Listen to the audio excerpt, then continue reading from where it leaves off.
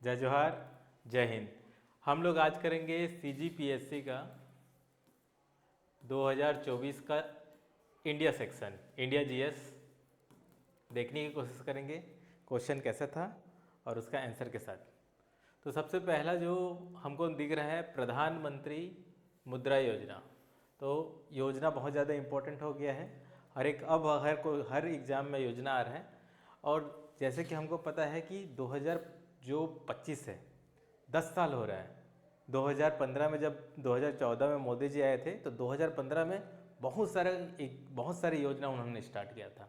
तो अब हर योजना का 10-10 साल हो रहा है, तो न्यूज़ में भी चलते रहता है कि उसका एनालिसिस होते रहते हैं विशेषज्ञों के द्वारा। तो हम लोग को इस एग्ज़ाम के लिए, कोई सा भी एग्ज़ाम हो, उसके लिए योजना बहुत ज़्यादा इंपॉर्टेंट हो गया है। वैसे प्रधानमंत्री मुद्रा योजना भी उन्होंने जब स्टार्ट किया था, तो ये किस लिए स्टार्ट किया गया था? तो इसके लिए स्टार्ट किया गया था कि लोगों को स्टार्टअप का कल्चर के लिए, ठीक है।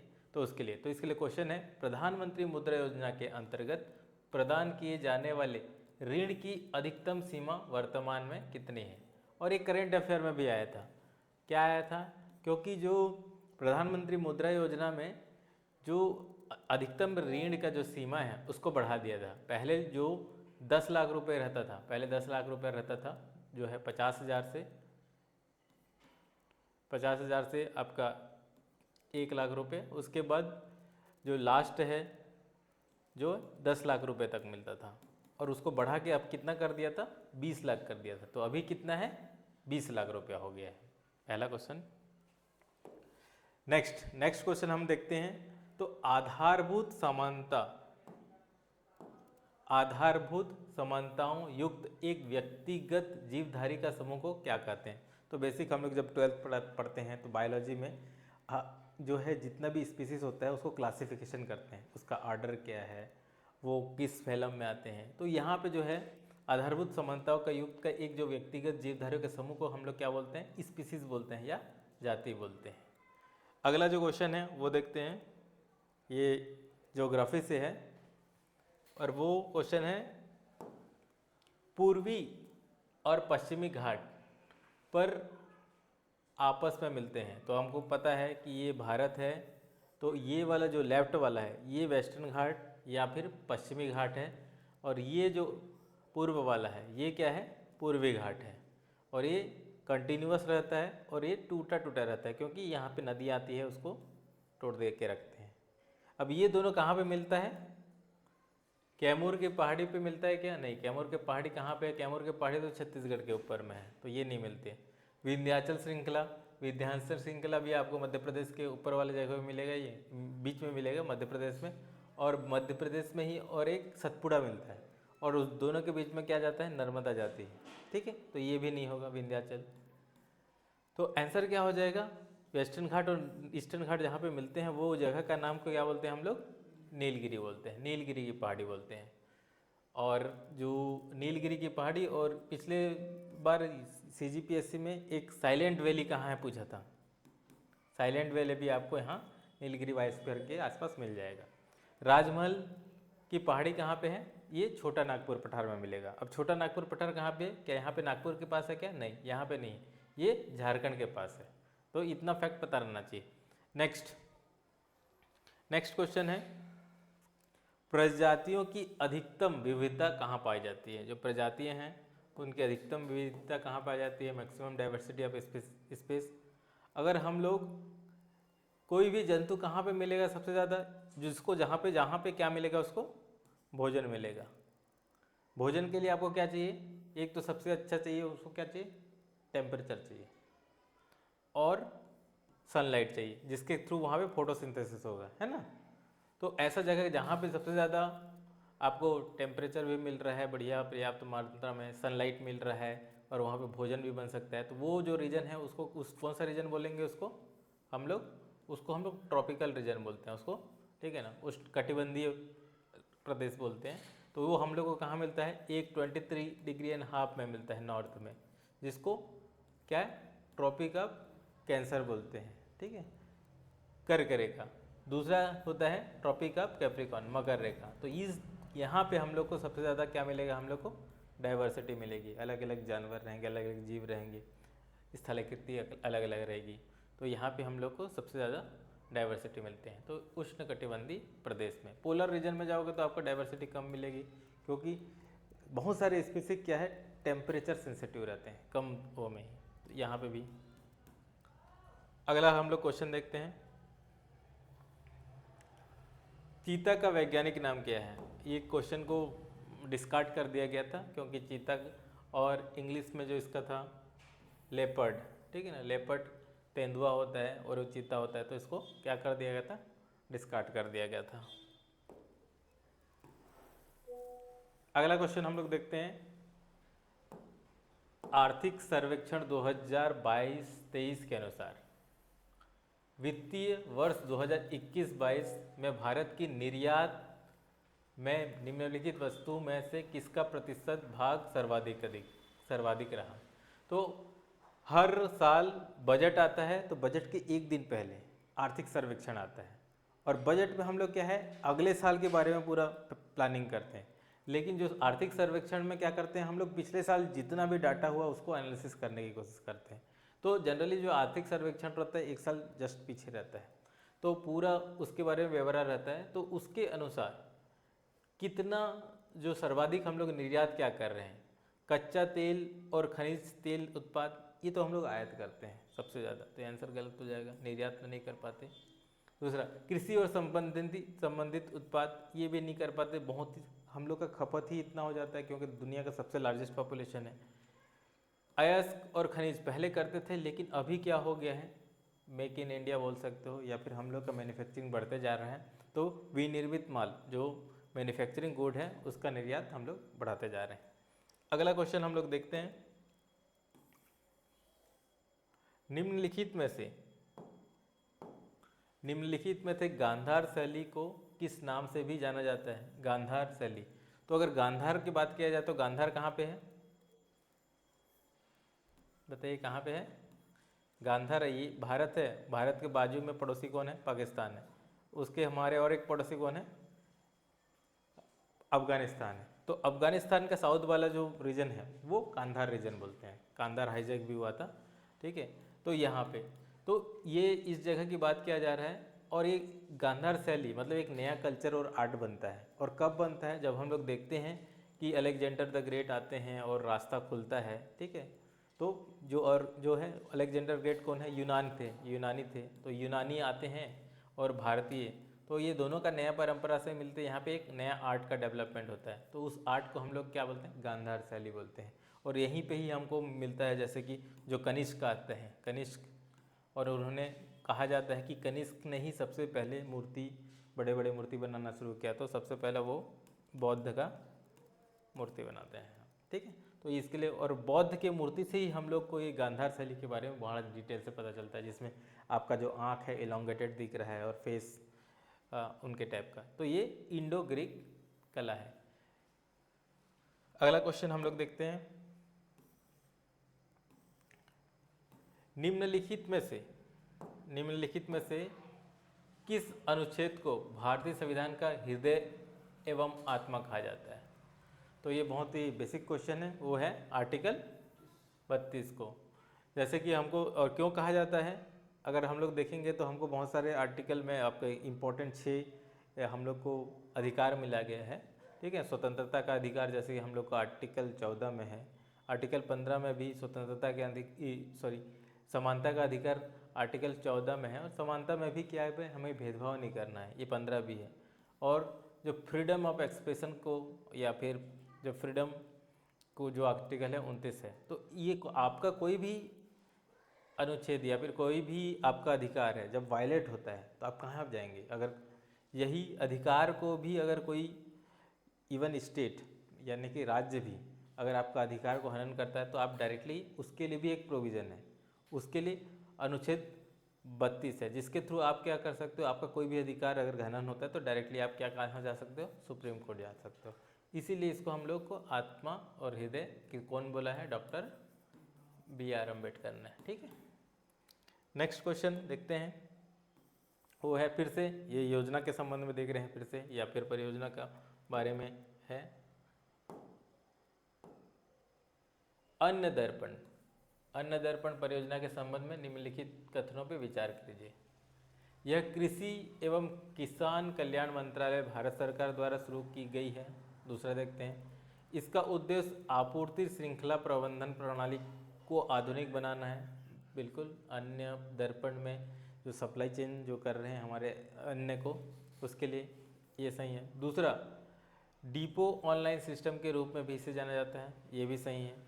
इसका मंडियों, मिलों, डिपो के साथ साथ संभागीय, क्षेत्रीय, जोनल और मुख्यालय स्तर पर परिचालन शामिल नहीं है। नहीं, ये पूरा शामिल है, यानी कि एक सिंगल विंडो सिस्टम बना के हम लोग सब कुछ देख रहे हैं कि सप्लाई चेन कैसे कर रहे हैं, कोई भी अन्न कहाँ से कहाँ जा रहा है ये। लेकिन यहाँ पे कृषि और, ये तो गलत हो जाएगा, कृषि और कल्याण मंत्रालय नहीं है, ये क्या है, उपभोक्ता और जो वितरण मंत्रालय है ये होगा। तो ये भी आंसर गलत, स्टेटमेंट गलत हो जाएगा। तो एक और डी ये गलत हो जाएगा। सही क्या हो जाएगा, बी और सी।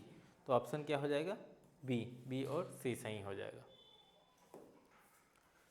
अगला क्वेश्चन हम लोग देखते हैं, वो है परा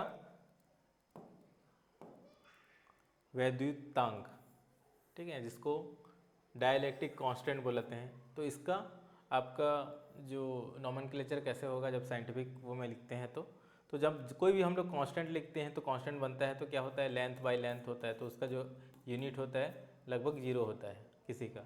तो आंसर क्या हो जाएगा इसका, m0, l0, t0, मतलब टाइम का भी जो डायमेंशन 0 हो जाएगा, लेंथ का भी 0 हो जाएगा, और m kg से बताते हैं वो भी 0 हो जाएगा, क्योंकि ये कांस्टेंट है। अगला क्वेश्चन हम लोग देखते हैं,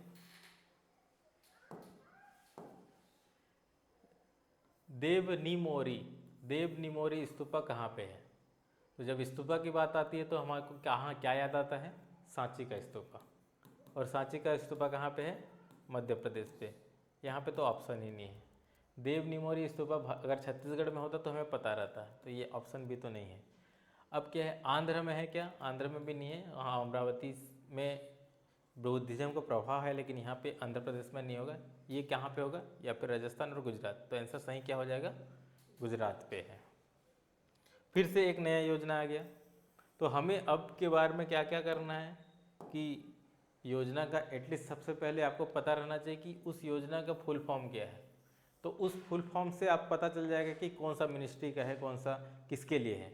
जैसे कि PM आशा योजना के संबंध किससे है। अब आशा से तो कई बार लगता है कि महिलाओं के लिए होना चाहिए, ठीक है, या फिर दिव्यांग के लिए भी होना चाहिए, होप की बात हो रही है, ठीक है, या विद्यार्थी के लिए भी हो सकता है। लेकिन इसका सही आंसर क्या हो जाएगा, कृषक हो जाएगा। क्योंकि जो PM आशा का फुल फॉर्म अगर देखें तो प्रधानमंत्री अन्नदाता, अन्नदाता से समझ में आ गया किसान, अन्नदाता आय सहयोग, ठीक है। तो प्रधानमंत्री अन्नदाता सहयोग स्कीम है ये। तो ये किसके लिए है, कृषक के लिए हो जाएगा। तो ऑप्शन सी हो जाएगा। तो अब हमको क्या करना है, जितना भी स्कीम हम लोग जानते हैं अगर उसका शॉर्ट फॉर्म में अगर बहुत सारा है तो उसका फुल फॉर्म हमें पता रहना चाहिए।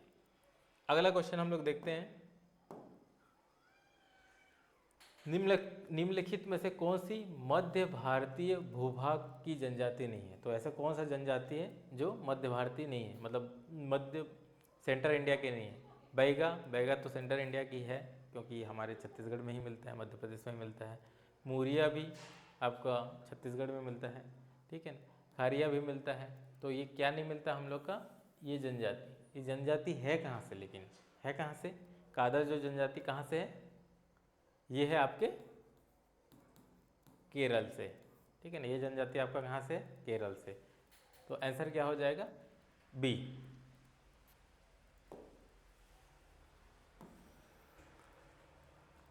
अगला क्वेश्चन हम लोग देखते हैं। इस क्वेश्चन को भी विलुप्त किया गया है, ठीक है, इस क्वेश्चन को भी विलुप्त किया गया है,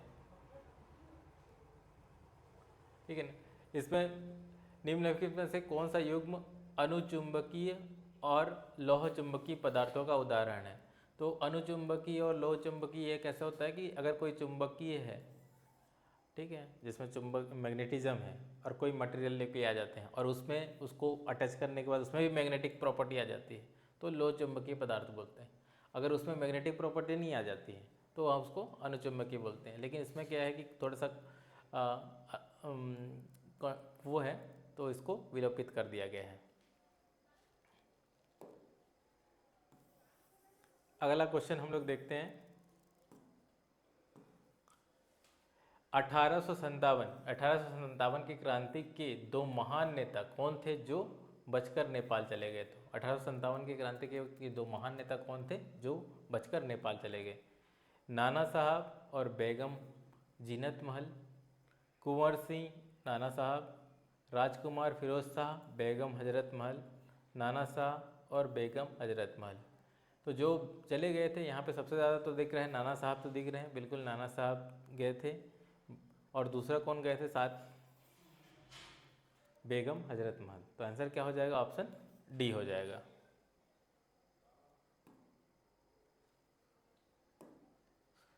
अगला क्वेश्चन हम लोग देखते हैं। आहड़ और बनास, ये संस्कृति है। आहड़ और बनास संस्कृति किस संस्कृति के समकालीन थे? तो क्या होता है जनरली कि जब भी सभ्यता होता है, सभ्यता क्या होता है? संस्कृति के बीच का परस्पर डायलॉग होता है। बहुत सारे संस्कृति रहते हैं, एक दूसरे से मिलते हैं, तो आपको सभ्यता मिलते हैं। तो हड़प्पा सभ्यता, मुगल कालीन संस्कृति भी बोल सकते हैं, और मुगल काल में भी अलग अलग संस्कृति अपने को दिखने मिल जाते हैं। मौर्य काल में ऐसे, और गुप्त काल में भी है। तो आहड़ और बनास संस्कृति किसके समकालीन है? ये हड़प्पा संस्कृति के समकालीन। ये और ये जो है मालवा का जो रीजन है, मध्य प्रदेश राजस्थान के रीजन के आसपास, ये आपके आहड़ या फिर बनास संस्कृति मिल जाएंगे। तो आंसर क्या हो जाएगा इसका? ऑप्शन ए हो जाएगा। अगला क्वेश्चन हम लोग देखते हैं। भारत के प्रथम उपराष्ट्रपति, सबसे इजी क्वेश्चन में से एक था। भारत के प्रथम उप प्रधानमंत्री कौन थे? तो पहले कौन थे? सरदार वल्लभ भाई पटेल। चौधरी चरण सिंह बाद में जाके प्राइम मिनिस्टर बनते हैं। जगजीवन राम, मोरारजी भाई देसाई, ये भी इंदिरा गांधी के बाद प्राइम मिनिस्टर बनते हैं। ये भी एक इम्पोर्टेंट पर्सनालिटी रहते हैं, जगजीवन राम। ठीक है। अगला जो क्वेश्चन है, ये क्वेश्चन, इस टाइप का क्वेश्चन थोड़ा सा कठिन हो जाता है अगर स्पोर्ट्स को उस अंदाज में नहीं पढ़े रहते तो कई बार।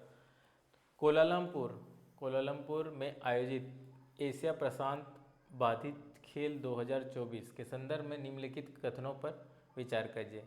और अभी क्या हो रहा है कि बहुत सारे एग्जाम में जो पैरा ओलंपिक है, पैरा एथलेटिक्स है, जो दिव्यांग लोग का जो खेल हो रहा है, उसको बहुत ज़्यादा तवज्जो दिया जा रहा है। ठीक है ना, आ रहे हैं। तो वैसे जैसे कोलालमपुर में जब आयोजित हुआ था, तो यह 11वां एशियाई प्रशांत बाधित खेल था। नहीं, 11वां नहीं है, ये 10वां है। ठीक है ना। तो एक क्वेश्चन ऐसे बहुत सारे फैक्चुअल है। दूसरा, भारत ने 5वां स्थान हासिल किया। ठीक, ये सही है। दूसरा, इसमें भारतीय दल को 8 स्वर्ण, 18 रजत, 19 कांस्य पदक प्राप्त हुए। ये भी सही है। भारत इस खेल का हिस्सा ही नहीं लिया। जब अगर पदक ले रहे हैं तो हिस्सा लिया था, तो डी गलत हो जाएगा। तो ए और डी गलत है। तो आंसर क्या हो जाएगा? बी और सी। तो जब भी हम लोग खेल के बारे में पढ़ें तो कुछ चीज़ को हमेशा ध्यान रखना है। पहला चीज़, वो कौन सा संस्करण है। दूसरा चीज़, भारत उसमें कौन सा नंबर में पदक तालिका में थी। तीसरा, भारत को कितना पदक मिला, गोल्ड कितना मिला। या फिर नेक्स्ट क्वेश्चन हम लोग देखते हैं, वो है कोई मंत्री जो निरंतर 6 मास के अवधि तक संसद के किसी सदन का सदस्य नहीं है, उस अवधि की समाप्ति पर मंत्री नहीं रहेगा। यह संविधान के किस अनुच्छेद में है? ये देखो, ये अनुच्छेद 75(5) में है। ठीक है। ये अब क्या हो जा रहा है, पीएससी भी अनुच्छेद के इंटरनल अंदर जाने की कोशिश कर रहा है। आपको उसमें भी धारा के अंदर जाने की कोशिश कर रहा है। नगर पालिका हो गया, पंचायती राज्य में। उसी तरह जो है इंडिया सेक्शन में भी जो आर्टिकल है, पहले जो डायरेक्टली पूछता था, अब क्या है कि उसके सब आर्टिकल को भी पूछ रहा है, अनुच्छेद के भी अंदर में जा रहा है। ठीक है। जैसे कि 39A पूछ दिया, या फिर 39B बहुत ज़्यादा न्यूज़ में है, इस टाइप का पूछ दिया। पहले क्या है कि आर्टिकल 38, 39, 44 ऐसा पूछता था, अब थोड़ा सा अंदर जा रहा है। अगला क्वेश्चन हम लोग देखते हैं। पारिस्थितिक तंत्र में हरे पदक हैं, जो पारिस्थितिक तंत्र इकोसिस्टम है, इकोसिस्टम में जो हरे पदक हैं, प्राथमिक उत्पादक हैं, प्राथमिक उपभोक्ता हैं, द्वितीय उपभोक्ता हैं, या अपघटक होते हैं। तो क्या होते हैं ये? ये सिंपल सा क्वेश्चन है, क्योंकि जब हम लोग बनाते हैं पिरामिड बनाते हैं तो सबसे नीचे में जो है प्रोडक्टिविटी और फूड जो बनाते हैं प्रोड्यूसर है, जो प्राथमिक उत्पादक है, ठीक है, जो हरे जिसके पादक रहते हैं वो क्या है फोटोसिंथेसिस का फूड बनाते हैं, तो यहाँ पे क्या हो जाएगा, ये सब प्राथमिक उत्पादक है। ठीक, नेक्स्ट क्वेश्चन जो हम लोग आगे बढ़ते हैं, ये भी एकदम फेवरेट टॉपिक हो गया है हर एक एग्जाम के लिए, इवन CGPSC के लिए भी। वो कौन है, विजयनगर साम्राज्य। अगर मध्यकालीन इतिहास समझने पढ़ने का मन नहीं कर रहा है तो 2-3 टॉपिक पढ़ना रहता है अपने को। एक विजयनगर साम्राज्य पढ़ना रहता है, दूसरा सूफी और भक्ति आंदोलन पढ़ना पड़ता है, और एक रहता है मुगल का एडमिनिस्ट्रेशन। वहाँ से क्वेश्चन तीनों में से कहीं से आ जाता है। तो निम्नलिखित यात्रियों में से कौन विजयनगर शासक देवराय द्वितीय के दरबार में फारस के राजदूत के रूप में आया था? अब यहाँ पे विजयनगर जो साम्राज्य है लगभग 15वीं सदी के आसपास, ठीक है ना, कौन कौन आया था। अब क्वेश्चन थोड़ा सा कठिन भी हो जाता है क्योंकि ये सब के सब आए रहते हैं। अगर हम लोग को इबन बतूता देता, ठीक है, दूसरा मार्को पोला देता, या तो फिर वेन सॉन्ग दे देता और उसमें किसी को देता एक को, थोड़ा इजी हो जाता है। अब क्या है कि ये सब के सब आए रहते हैं, ठीक है। और जैसे कि निकोले डी कॉन्टी, ये तो देवराय प्रथम के साथ आया रहता के टाइम में आया रहता है, और देवराय द्वितीय के टाइम में कौन आया रहता है, अब्दुल रज्जाक आया रहता है। यानी कि थोड़ा सा डिटेल में जाके विजयनगर को पूछ रहा है, तो हमें भी डिटेल में जाके विजयनगर को और अच्छे से पढ़ना पड़ेगा। अगला क्वेश्चन हम लोग देखते हैं, कंप्यूटर में निम्नलिखित में से कौन सी मेमोरी कंप्यूटर प्रोसेसिंग को गति देने के लिए उपयोग किया जाता है? तो अलग अलग मेमोरी रहता है, जिसको एक रैम होता है और एक रोम होता है, ठीक है। रैम होता है जिसका फुल फॉर्म है रैंडम एक्सेस मेमोरी, और दूसरा है रीड ओनली मेमोरी। और गति देने के लिए जो होता है उसको हम लोग क्या बोलते हैं, कैश मेमोरी, जो कि तुरंत बाहरी आवरण में सेव रहता है तो तुरंत आ जाता है, तुरंत एग्जीक्यूट हो जाता है, तो क्या है, गति आ जाती है। अगला क्वेश्चन, निम्नलिखित हिमालय चोटियों में से कौन सी भारत में स्थित नहीं है? कौन सी चोटी भारत में स्थित नहीं है? तो अगर हम लोग हिमालय के बारे में देखें, हिमालय को देखेंगे तो हमको पता चलेगा कामेत।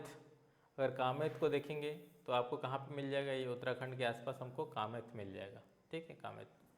दूसरा नंगा पर्वत, नंगा पर्वत, अब नंगे कौन है, ये पाकिस्तानी लोग हैं, जो कि हम लोग को हमारे जो गिलगित बल्तिस्तान रीजन है, ठीक है, वहाँ पे हम लोग का जो कश्मीर का एरिया को अभी भी कब्जा करके बैठे हैं इलीगल तरीके से, तो ये नंगा पर्वत यहाँ पे।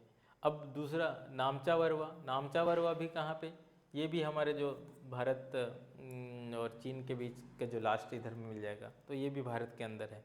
लेकिन धौलागिरी, धौलागिरी नहीं है, तो आंसर क्या हो जाएगा, धौलागिरी। धौलागिरी आपको कहाँ पे मिलेगा, नेपाल में मिलेगा, तो आंसर क्या हो जाएगा यहाँ पे, बी धौलागिरी।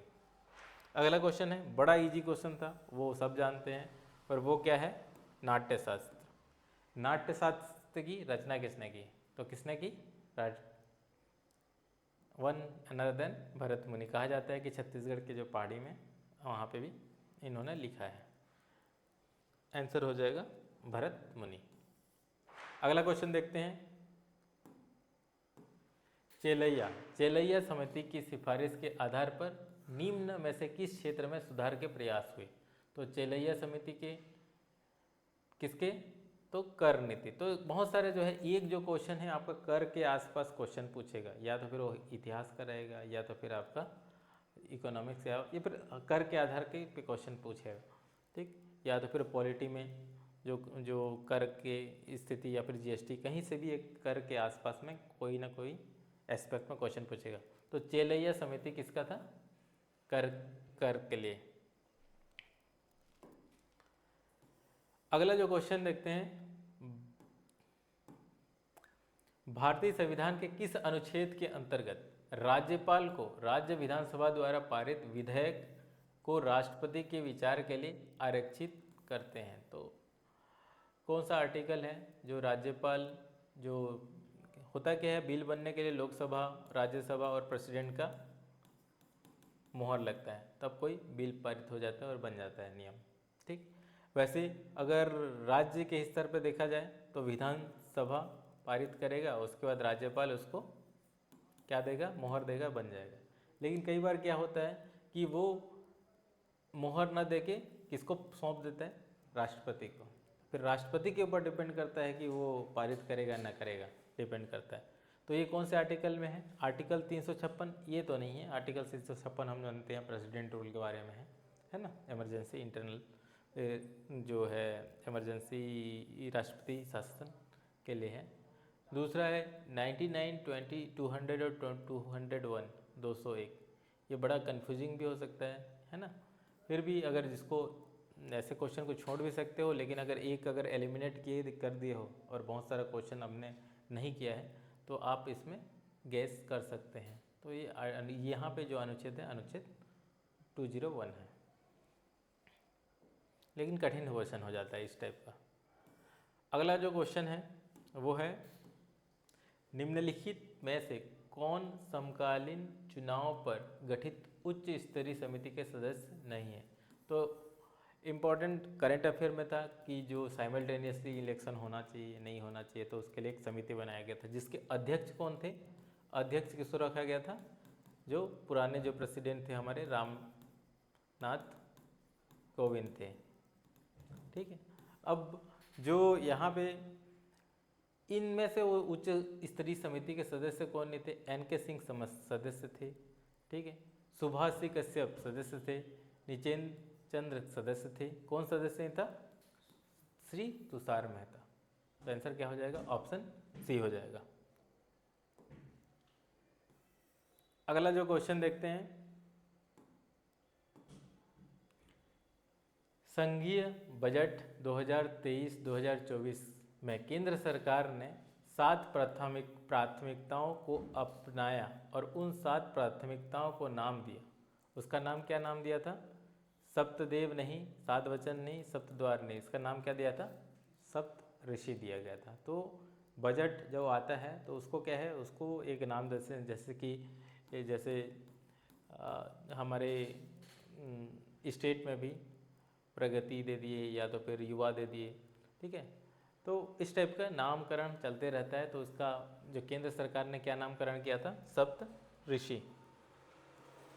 अगला क्वेश्चन हम लोग देखते हैं, निम्नलिखित में से किस फिल्म को सर्वश्रेष्ठ पिक्चर श्रेणी में 96वां एकेडमिक पुरस्कार जीता। एकेडमिक पुरस्कार मतलब ऑस्कर किसने जीता इस साल, ये ओपनहेमर ने जीता। किसने जीता, ओपनहेमर। ठीक है। ये जो न्यूक्लियर बम जो बनाते हैं उसके पीछे का फिलोसफी और कैसे करके बनते हैं उसके ऊपर ये बनाया गया है। बहुत अच्छा मूवी है, देखना चाहिए, बहुत सारी चीज़ें पता चलेगी उसमें। अगला क्वेश्चन है, निम्नलिखित में से किस संविधान संशोधन मंत्रिपरिषद में प्रधानमंत्री सहित मंत्रियों की कुल संख्या लोकसभा के सदस्यों के कुल संख्या के 15% से अधिक की संख्या को प्रतिबंधित करता है। तो कौन सा कॉन्स्टिट्यूशनल अमेंडमेंट बिल था जो बोलता है कि 15% से ऊपर मंत्री लोग नहीं बनेंगे टोटल लोकसभा के मेंबर के, है ना। तो ये कौन सा था, 73 तो नहीं था, ये तो पंचायती राज्य हो गया। ठीक है। 86 तो एजुकेशन के लिए हो गया। 52 या 91, तो ये क्या हो जाएगा, 91 हो जाएगा। अगला क्वेश्चन हम लोग देखते हैं, न्याय दर्शन के ज्ञान के पर्याय हैं। तो न्याय दर्शन के ज्ञान के कौन कौन से पर्याय हैं, दोनों, बुद्धि और उपलब्धि। तो आंसर क्या हो जाएगा, ऑप्शन सी हो जाएगा। अगला क्वेश्चन हम लोग देखते हैं, निम्न में से किसे अकबर द्वारा जगत गुरु की उपाधि प्रदान की गई। किसको जगत गुरु की उपाधि प्रदान की गई, ये हैं जो जैन मॉन्क हैं, जैन के हीर विजय सूरी को, बीरबल को नहीं, ठीक है ना, बाकी किसको नहीं, हीर विजय सूरी को को उपाधि दी जगत गुरु के।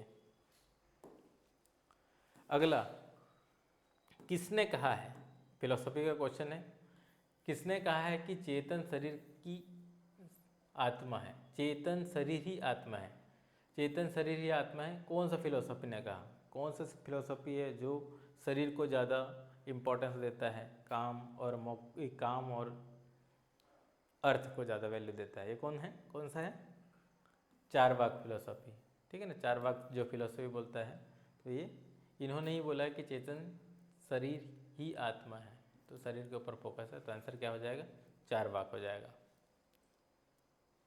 अगला क्वेश्चन है, भारत में जनसंख्या के आधार पर नगरों का वर्गीकरण कितने वर्गों में किया गया है, तो कितने वर्गों में किया है, एक तो 5000 से नीचे वाले, ठीक है, 5000 से लेके 10,000, 10,000 से 20,000, 20,000 से 50,000, 50,000 से 1,00,000 और 1,00,000 से ऊपर, मतलब कितने, 6। तो टीयर 1, टीयर 2, टीयर 3 जो सिटी बोलते हैं उसमें 6। अगला हम लोग देखते हैं, भारतीय सांख्यिकीय संस्थान के संस्थापक कौन है, तो इंडियन स्टैटिस्टिकल इंस्टीट्यूट के जो फाउंडर कौन है, पीसी महलोविस। आपका प्लानिंग जो है सेकेंड 5 ईयर प्लान में भी इनका नाम रहता है, तो कौन है, पीसी महलोविस। डीटी लकड़वाड़ा को भी पता होगा, ये पॉवर्टी के लिए आप इम्पोर्टेंट व्यक्तित्व हैं। चलो नेक्स्ट क्वेश्चन, भारत में जनजातीय मामलों के मंत्रालय का स्थापना वर्ष है, कब हुआ था जनजातीय मामलों के मंत्रालय का, तो ये कब हुआ था, और वहाँ से हम लोग ने पॉलिसी शिफ्ट किया था थोड़ा सा, और उसके कारण 3 जनजाति लोग को ध्यान में दे के 3 हम लोग राज्य बनाए हुए थे, तो ये कब था, 1999। उसके बाद हम लोग 2000 में हम लोग क्या है, इस पॉलिसी के कारण ही हम लोग क्या, उन लोग का डेवलपमेंट करना है, सीजी बनाएंगे, झारखंड बनाएंगे और यूके बनाएंगे, ठीक। तो जनजाति मामले के मंत्रालय स्पेशली बनाया भी गया था। उसके बाद अगला,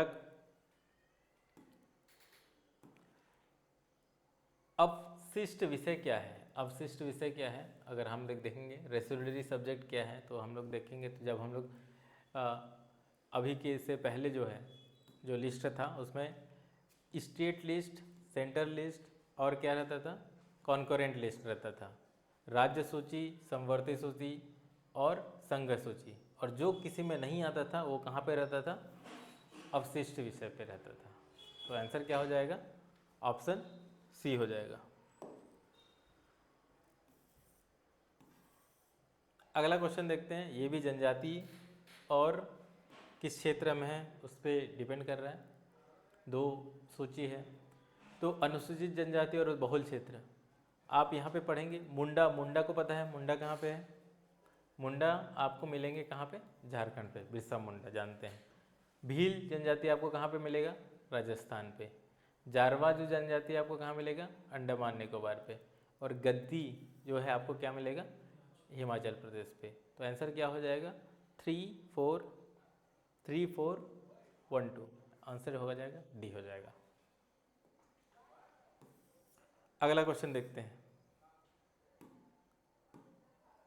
कि निम्नलिखित में से किस गुप्त शासक को लिच्छवी दोहित्र लिच्छवियों की नाती के संदर्भ में रूप में संदर्भित किया जाता है, किसको किया जाता है, यह है समुद्रगुप्त, है ना, चंद्रगुप्त प्रथम, और उनकी जो माता जी का नाम अगर बोला जाए तो कुमार देवी थी, कुमार देवी जो कि लिच्छवी थी, है ना, तो उसके नाम पे ये समुद्रगुप्त उनके डिसेंट हैं।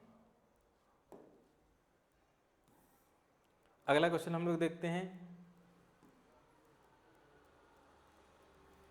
निम्नलिखित में से राष्ट्रीय न्यायिक नियुक्ति आयोग के संबंध में सही है, कौन कौन सा सही है ये देखना पड़ेगा अपने को। जो एक नेशनल जुडिशियल अपॉइंटमेंट कमीशन बना था, जो कॉन्स्टिट्यूशन जो एक्ट है 99, जिसको बाद में सुप्रीम कोर्ट ने डिस्कार्ड कर दिया गया था, तो उसके बारे में पूछा गया है कि उसमें किस टाइप के सदस्य होंगे। उसमें भारत के मुख्य न्यायमूर्ति पदेन अध्यक्ष होंगे, बिल्कुल चीफ जस्टिस ऑफ इंडिया उसके अध्यक्ष रहेंगे, एक सही है। भारत के मुख्य न्यायमूर्ति के ठीक नीचे के उच्चतम न्यायालय के 2 अन्य ज्येष्ठ न्यायाधीश पदेन होंगे, ये भी सही है। 2 जो सीनियर मोस्ट जज रहेंगे। तीसरा, संघ के विधि और न्याय मंत्री पदेन होंगे, बिल्कुल यहाँ पे लॉ मिनिस्टर रहेगा और यही यहाँ पे ही कॉन्टेक्स्ट आता है और यहाँ पे बाद में इसको क्या बोलते हैं कि जुडिशरी के ऊपर इंटरफेयर कर रहा है बोल के डिस्कार्ड किया जाता है, मतलब जुडिशरी ने इसको नल एंड वाइड घोषित किया जाता है, लेकिन ये भी रहेगा तो ये भी सही है। तीसरा, प्रधानमंत्री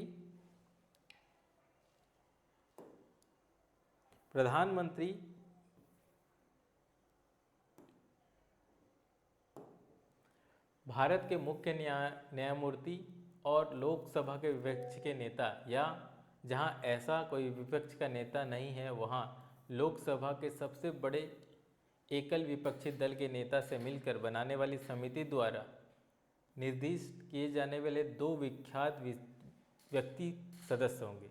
2 इम्पोर्टेंट लोग रहेंगे जिसकी नियुक्ति कौन करेगा? प्रधानमंत्री और लीडर ऑफ अपोजिशन मिलकर करेंगे। तो ये भी सही है। तो इसमें क्या हो जाएगा? आंसर क्या हो जाएगा? सभी के सभी हो जाएगा। तो इतना बहुत ओल्ड क्वेश्चन है लेकिन अभी भी रिलीवेंट है। जैसे जैसे ही नया चीफ जस्टिस आते हैं तो फिर से रिलीवेंट हो जाते हैं कि क्या कॉलेजियम सिस्टम के थ्रू ही हम लोग नया चीफ जस्टिस बनाएंगे या तो फिर कुछ दूसरा तरीका होगा। अगला जो क्वेश्चन है, ग्रीन हाउस गैस नहीं है। इसमें से कौन ग्रीन हाउस गैस नहीं है? कौन ग्रीन नहीं? मीथेन है, क्लोरोफ्लोरोकार्बन है, कार्बन डाइऑक्साइड है। कौन नहीं है? नाइट्रोजन, क्योंकि 70% ये नाइट्रोजन है। अगर यही ग्रीन हाउस हो जाएगा तो क्या होगा? तो ये नहीं है। बेसिक क्वेश्चन, इजी क्वेश्चन है थोड़ा। अगला जो क्वेश्चन है वो, भारत में निम्नलिखित राज्यों में से कौन सा वर्ष 2023-24 में लौह एस का सर्वाधिक उत्पादन राज्य था? छत्तीसगढ़ तो दोनों में सेकंड नंबर में था, लौह और कोयले में, तो ये छत्तीसगढ़ खत्म हो जाएगा। अब आपके पास रहता है कर्नाटक है। कर्नाटक अब भी लगभग इन राज्यों में से पीछे रहता है। अब आपके पास है झारखंड या उड़ीसा। तो ज़्यादा कहाँ पे है? झारखंड में तो रिजर्व ज़्यादा है, लेकिन निकाल कहाँ से रहा है? प्रोडक्शन की बात हो रही है, उत्पादन, तो ये कहाँ पे है? उड़ीसा में। तो आंसर क्या हो जाएगा? ऑप्शन ए हो जाएगा। अगला, भारत के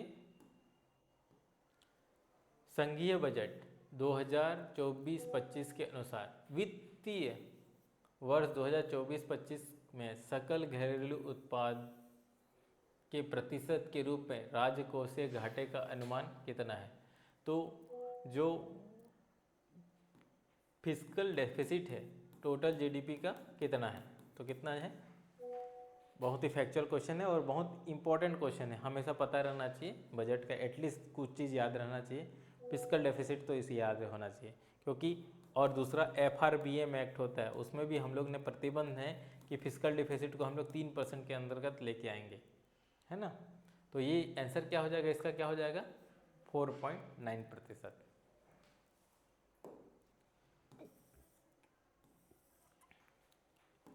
अगला क्वेश्चन है, बौद्ध दर्शन के अनुसार संस्कार का कारण है, क्या कारण है?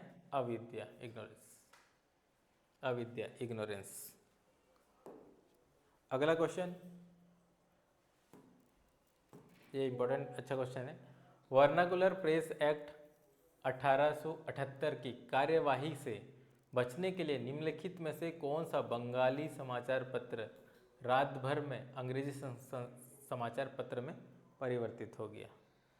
युगांतर, आनंद बाजार पत्रिका, समाचार दर्पण या अमृत बाजार पत्रिका?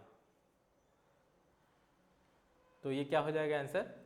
अमृत बाजार पत्रिका, क्योंकि वर्नाकुलर प्रेस एक्ट में ये क्या था कि जितने भी लोकल भाषा में जो कोई भी लिख रहा है उसको पहले परमिशन लेना पड़ेगा। नेक्स्ट, ये करंट अफेयर का क्वेश्चन था, न्यूज में था। मिट्टी कैफे क्यों प्रसिद्ध है? वृद्धजनों द्वारा पूर्णतः प्रबंधित होने के कारण? नहीं। महिलाओं द्वारा पूर्णतः प्रबंधित होने के कारण? नहीं। ये क्या है?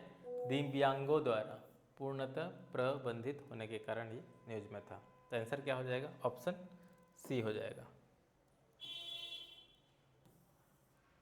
अगला क्वेश्चन, एक जो क्वेश्चन हमेशा हर एग्जाम में मोस्टली दिख जाता है वो है भारत का जनगणना, सेंसस के ऊपर। भारत के जनगणना 2011 के अनुसार देश में न्यूनतम लिंगानुपात रखने वाला केंद्र शासित प्रदेश है? कौन सा है? चंडीगढ़ नहीं है, अंडमान निकोबार नहीं है, ये क्या हो जाएगा? दादर नगर हवेली और दमन दीव। तो ये आंसर क्या हो जाएगा? ये दमन और दीव। अगला क्वेश्चन, प्राचीन भारत में निम्नलिखित में से कौन सा कर, ये देखो यहाँ पे फिर से कर हिस्ट्री वाला भी आ गया, कौन सा कर चारागाहों पर लगाया जाता है? कौन सा कर बोलते हैं उसको? विविध, विविध कर बोलते हैं। अगला क्वेश्चन हम लोग देखते हैं,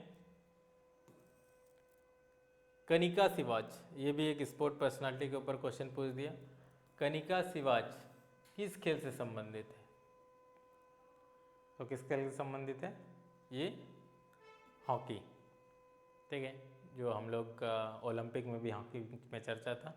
तो अभी एक ट्रेंड ये भी चल रहा है कि जो इम्पोर्टेंट जो वुमेन पर्सनालिटी हैं जो स्पोर्ट्स में, वो भी क्वेश्चन आ जा रहे हैं हर एक एग्ज़ाम में। तो इम्पोर्टेंट रहेगा, जैसे कि अभी वर्ल्ड कप जीते हैं हम लोग ने, तो वो इम्पोर्टेंट हो जाता है। इवन बहुत सारे जो हम लोग ने पैरा ओलंपिक हो गया, फिर ओलंपिक में भी जो महिलाएं ही तो पदक लेके आ रही हैं, तो वो इम्पोर्टेंट हो जाते हैं, हर का पर्सनालिटी का नाम पता रहना। लास्ट, जैन दर्शन के अनुसार तत्व के लक्षण है उत्पत्ति, क्षय, नित्यता। इसमें क्या हो जाएगा? उपयुक्त सभी। तो इस तरह से हम लोग ने जो इंडिया सेक्शन का जो इम्पोर्टेंट जो पूरे प्रीवियस ईयर क्वेश्चन को समझा, देखा। थैंक यू, जय हिंद।